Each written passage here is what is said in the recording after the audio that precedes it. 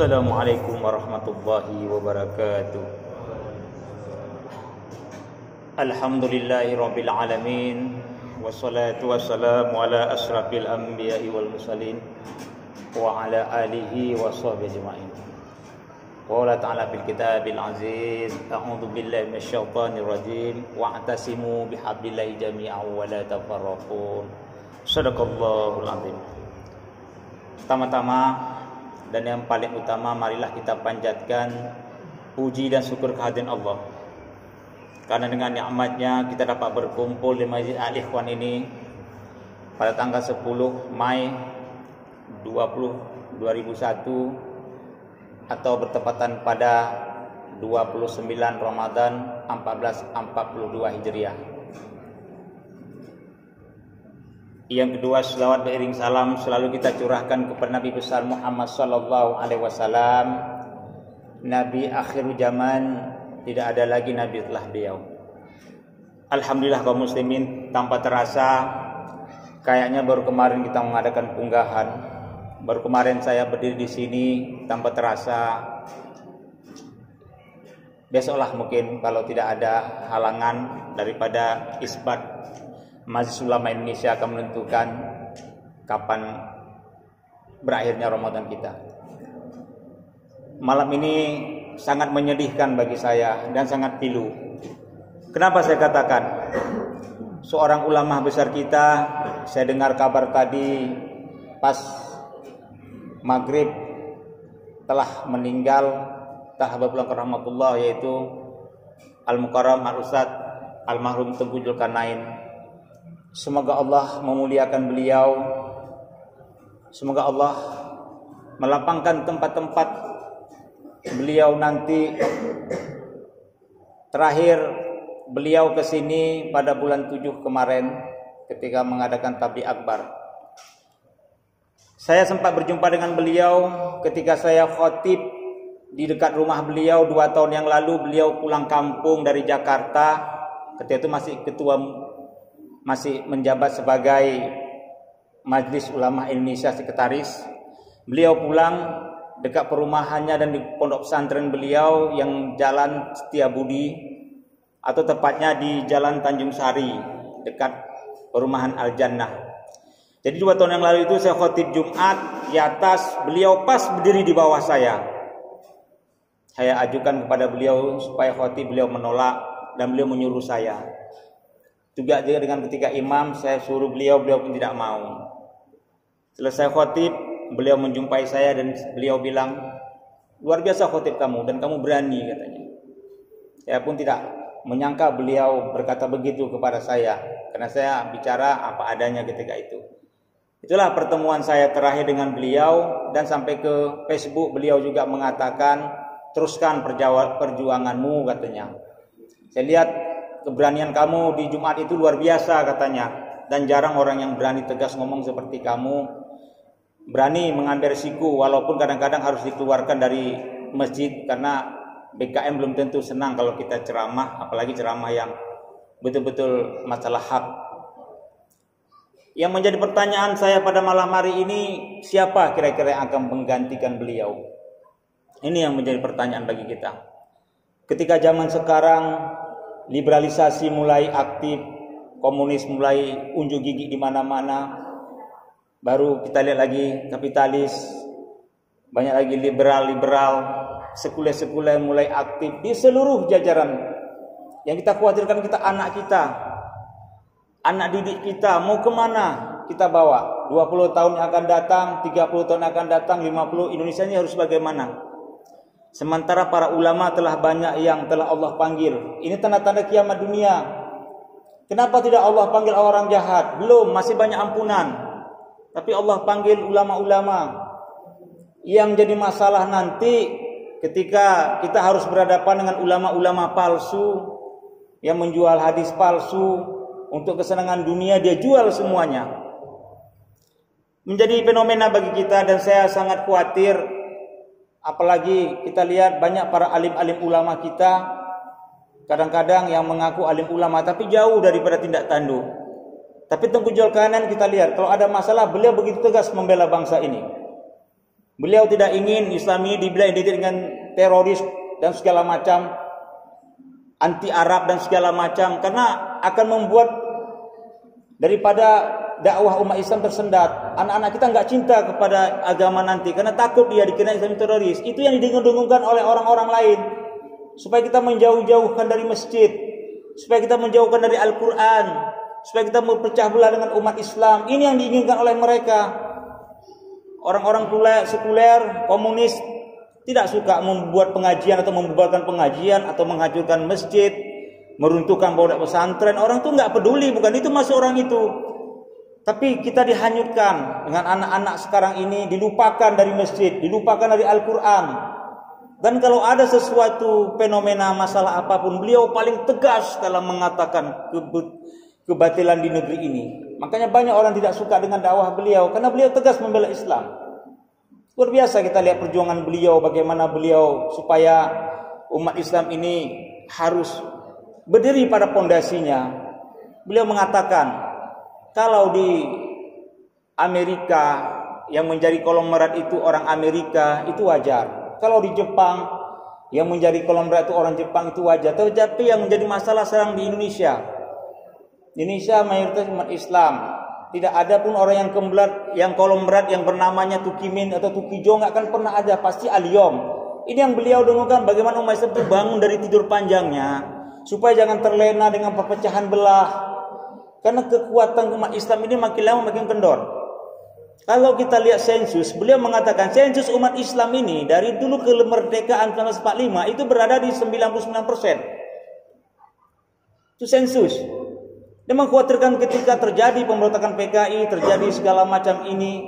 Dan sekarang kalau kita mau sensus, diprediksikan kita berada di posisi yang sudah mengkhawatirkan. Bisa kata 70 atau berapa persen. Dan yang beliau khawatirkan lagi, bisa jadi nanti 50 tahun akan datang lagi, kekuatan umat Islam dengan umat yang lain bisa 50-50 kekuatannya. Ini yang sangat mengkhawatirkan.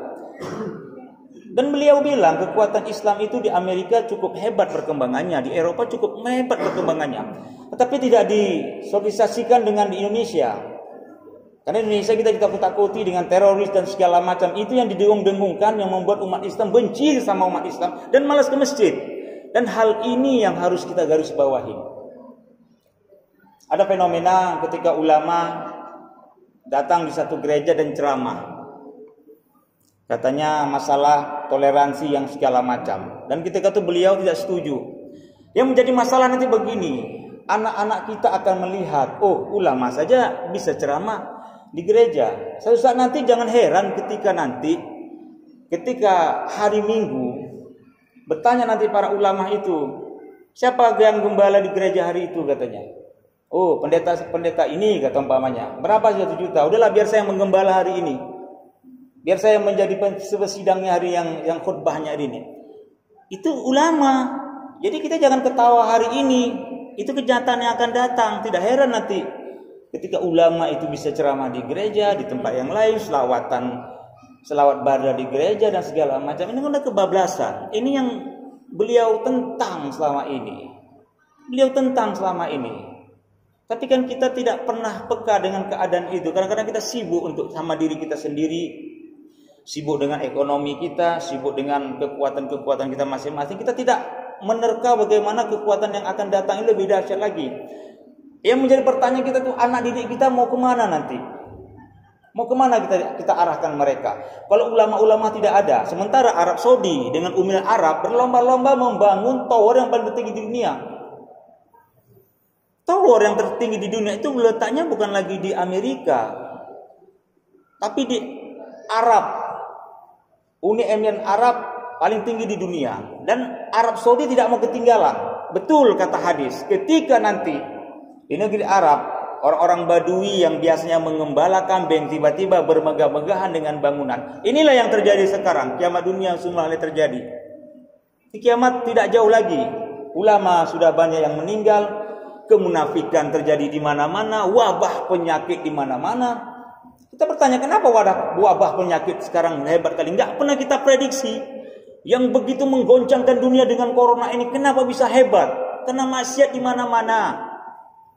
Orang baik cuma diam saja melihat maksiat. Orang baik tidak melarang maksiat, bahkan membiarkan maksiat itu, paling menyuruh, oh, jangan buat maksiat di sini.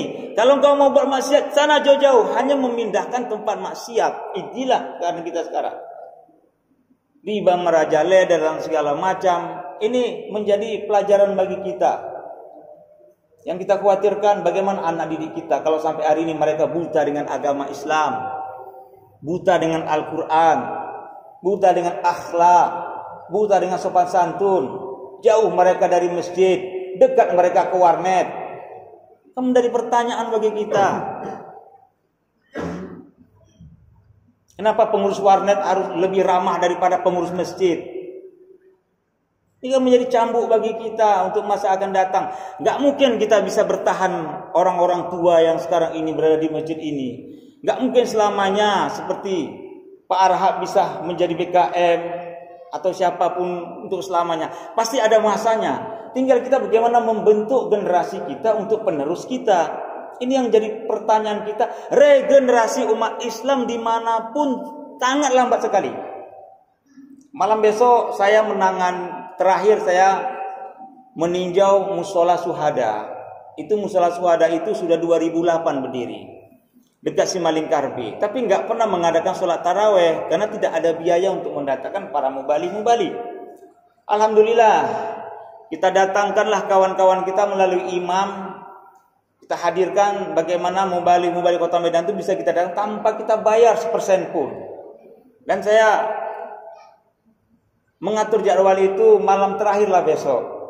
Ini kan menjadi pelajaran bagi kita. Ini pelajaran bagi kita. Ini masih di sekitar Medan, Kota Medan. Kita masih kewalahan. Masih ada musola yang cengap-cengap, yang hidup segan mati nggak mau. Ini masih di Kota Medan aja nih. Nggak usah lagi kita cerita Tanah Karo. Nggak usah kita cerita lagi di Dairi segala macam. Itu jauh itu. Daerah-daerah perbatasan di Kota Medan itu sangat mengkhawatirkan sekali bagi kita.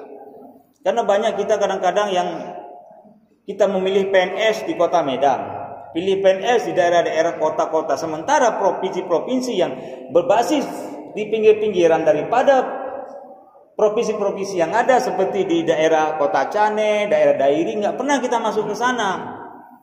Hingga jangan heran suara azan di sana pun agak jarang kita ketemuin. Kenapa? Karena kekuatan umat Islam menjadi kota di kota dan di kota. Mengadakan zikir akbar, tarbiyah akbar pasti di kota semua. Hanya ke pusat di kota. Itu Masjid Al-Jihad sudah bosan menerima takbir akbar, zikir akbar. Udah bosan pengurusnya. Asli masjid-masjid kami aja kayaknya tidak lagi di Kota Medan masjid lain. Kita sebarkanlah Islam ini. Kita alih kemana, ke pelosok-pelosok biar cahaya Islam itu nampak. Ketika cahaya Islam itu redup, para ulama pun banyak yang meninggal. Di antara umat Islam kita banyak yang berpecah belah. Ini yang menjadi kendala bagi kita. Selesai pemilu kita berantem. Yang paling sial apa? Umat Islam yang paling sial semuanya. Karena umat Islam yang paling banyak yang terpecah belah. Ini kan menjadi pelajaran bagi kita. Enggak pernah kita belajar bagaimana peristiwa 1965. Bagaimana ketika itu Partai Komunis bersembunyi dia. Nasional, agama, dan komunis. 3 mereka bisa bangkit. PNI dipimpin oleh Soekarno. Ketika itu Buya Hamka ditangkap di penjara. Masyumi, partai pemenang pemilu 1955 dibubarkan oleh Soekarno. Karena dibisikkan oleh PKI karena Masyumi ini membahayakan. Tinggal NU yang sudah jauh daripada pendirinya Hasyim Asy'ari bergabung. NU bagian agama, komunis dipimpin oleh PKI dan nasional dipimpin oleh PNI. Mereka bertiga berkelompok. Kenapa yang terjadi selesai itu? Ketika Soekarno berpaling lebih pro daripada ke NU daripada ke Masyumi, Nasakom, maka terjadi pemberontakan. Yang lebih sadis lagi di Jawa Timur, yang memberontak itu apa? Orang NU habis semua dihantam sama orang PKI. Itu menjadi pelajaran bagi kita. Sekarang mereka ingin mengangkat bahasa mereka nggak berdosa, mereka ingin diputihkan dan segala. Ini peristiwa yang nyata. Ini nggak boleh kita lupakan kepada anak didik kita. Jangan pernah lupakan sejarah-sejarah dulu. Ini akan terulang lagi sejarah. Lakonnya aja yang berbeda, tapi tempatnya yang sama. Fir'aun dulu bentuknya Fir'aun dulu, akan ada lagi di zaman sekarang Fir'aun juga. Abu Lahab Dulu Abu Lahab 1400 tahun yang lalu, ada juga sekarang model-model Abu Lahab. Bentuk tahunnya saja yang bentuknya sama, tahunnya aja yang berubah-ubah. Kan tetap ada dimanapun itu. Pertanyaan kaum muslimin sekarang, apa yang bisa kita buat untuk umat Islam? Ini sekarang. Apa yang bisa kita buat umat Islam? Apakah kita hanya berpaku selesai Ramadan, habis itu kita selesai dan kita habis itu nggak pernah datang lagi ke masjid? Kalau cuma kita berpatokan kepada Ramadan ke masjid, kita menjadi budaknya Ramadan. Apa namanya budaknya Ramadan? Takut hanya ketika datang Ramadan. Selesai Ramadan kita pun tidak tahu lagi. Kaum muslimin yang dimuliakan oleh Allah Subhanahu wa taala, menjadi pelajaran bagi kita. Ke depan ini marilah kita tingkatkan keimanan dan ketakwaan kepada Allah Subhanahu wa taala. Itu saja. Itu saja ketakwaan kita. Kita harus realita melihat ke depan.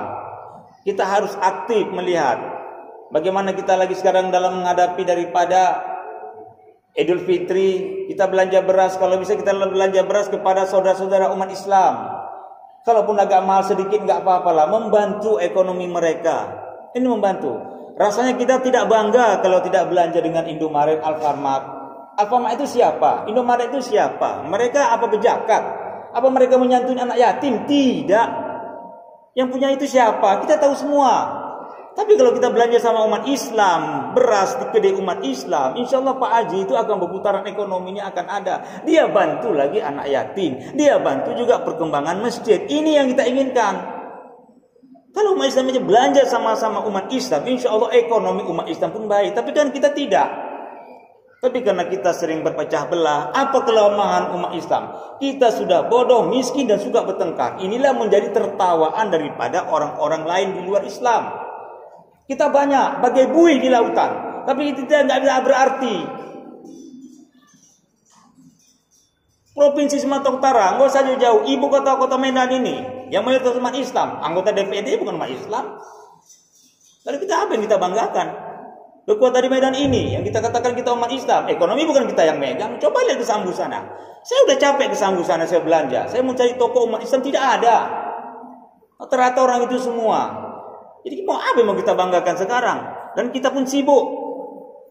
Hanya mementingkan diri sendiri, mementingkan keluarga, tidak peduli kita. Apalagi dengan COVID ini. Masa bodoh dengan tetangga. Apa kira-kira tetangga kita makan, apa tidak? Ada peduli kita. Bagaimana ya anak saya selamat, istri saya sehat daripada wabah COVID. Masa bodoh dengan tetangga. Apa ada tahlilan saya nggak mau datang? Jangan-jangan nanti meninggalnya COVID lagi.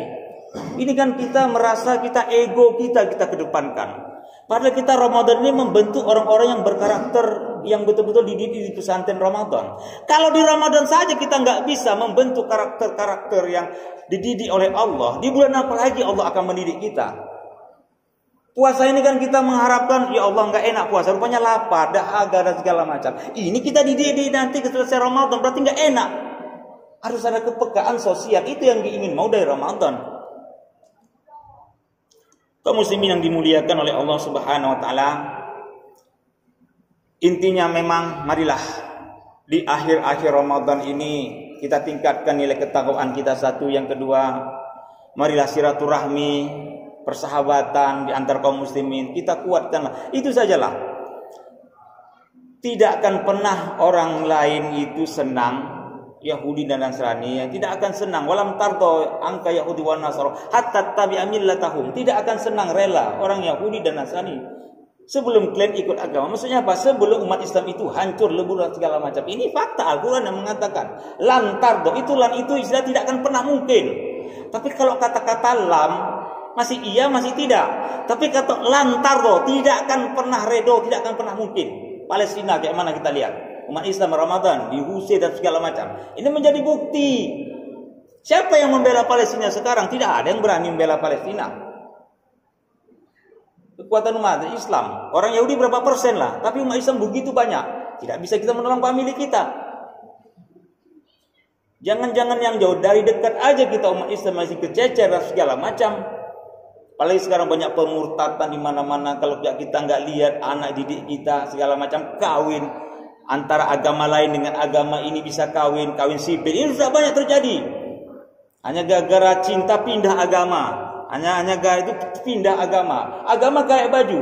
Kalau senang buka, kalau tidak tukar. Itulah agama. Hari ini dia agama A, besok udah agama B. Tadi dia merasa enggak jadi patokan agama itu. Lalu di TV yang ngubar-ngubar aurat dan segala macam itu siapa? Anak orang Islam rata-rata. Coba lihat anak-anak orang lain itu. Ketika tahun baru, umat Islam yang paling sibuk. Kita gagal, kita lalai, dan kita orang tua tidak bisa mendidik anak kita dengan Islami. Inilah kegagalan kita. Kaum muslimin yang dimuliakan oleh Allah Subhanahu wa taala. Saya rasa ini sajalah daripada webinar kita daripada Ramadan yang ke-29 ini. Mudah-mudahan saya selaku daripada pengurus PKM mengucapkan banyak terima kasih kepada para jamaah yang telah hadir di sini, dan kami harapkan supaya Ramadan akan datang ataupun selesai Ramadan, marilah kita ramaikan Masjid Al-Ikhwan kita ini. Siapa lagi yang kita ramaikan kalau bukan kita? Jangan harap orang lain akan meramaikan masjid kita. Mudah-mudahan Allah akan memberi kekuatan kepada kita. Ini saja yang saya sampaikan. Billahi taufiq wal hidayah. Wassalamualaikum warahmatullahi wabarakatuh.